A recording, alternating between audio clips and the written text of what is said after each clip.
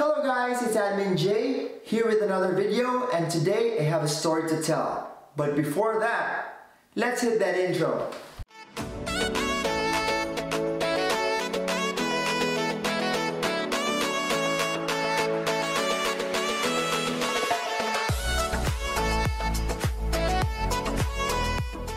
Story time. So today I wanted to share with you guys the story of my son, Xyphr, Xyphr, and just as unique as this is, so was his experience in the year 2020. It all began with these images. Just like any parent who are excited of having their firstborn, we were delighted at every glimpse of him while in the womb. These moments were very humbling and filled with unequal happiness. But these feelings would soon be put on hold as my wife went into labor. She was pre-eclamptic. She battled through 2 days of induced labor till the obstetrician laid the cards on the table. My wife was too weak to make the decision, so based on the doctor's medical advice, we had to do a cesarean section, or I risked losing both of them. Inside the operating room, the doctor said, "Both of them have a 50% chance of getting through this." I held my wife's hand as I stayed beside her by the operating table and kept whispering in her ear that she had to fight for Xyphr and I. In those moments, I was fearful and scared for the outcome of the surgery. With God and His angels watching over us that day, and in the exceptional hands of the operating room team, my wife and son survived. My son had to be incubated for a few hours in the NICU after surgery before we could even hold him in our arms.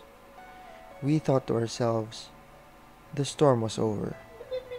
However, the unexpected was about to happen as we got to meet our son's pediatrician. Immediately after my son's discharge from the hospital, he was seen by 3 separate pediatricians who heard abnormal sounds as they listened to his heart.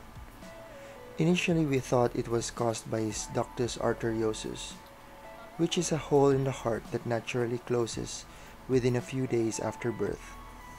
But because the abnormal sounds lingered more than it should have, the pediatrician referred us to a cardiologist, and she assessed our son's heart. There she found a rare heart defect, and it was called supracrystal ventricular septal defect. So after that news hits, and it hits you hard, and I mean, it's really indescribable of what that moment feels like. It's like your body is in shock, and then your mind is just focused on that diagnosis that the doctor just gave you. That you know it ultimately can take, in this case, my son's life. And my wife was in tears as soon as she heard it. Your mind and body just goes into a kind of shutdown, and you all ask all these questions like, did I do something? Did we do something wrong? Did we miss out on a certain supplement? Did we messed up on anything, basically? And I think that's the hardest part, is being mentally strong during that situation, because it just catches you off guard. You know, you think everything is good, it's just probably, I don't know, human error, when the pediatrician was hearing these abnormal sounds. But when reality hits you, and it hits you hard, it's really something some people probably wouldn't bear. but you have to have a sense of control at some point, because that type of information will eat you up, especially if you're the type of person that caves in every time you're given a challenge or a trial. So it took a couple of minutes, I would say, it took a couple of minutes before we came back to the reality.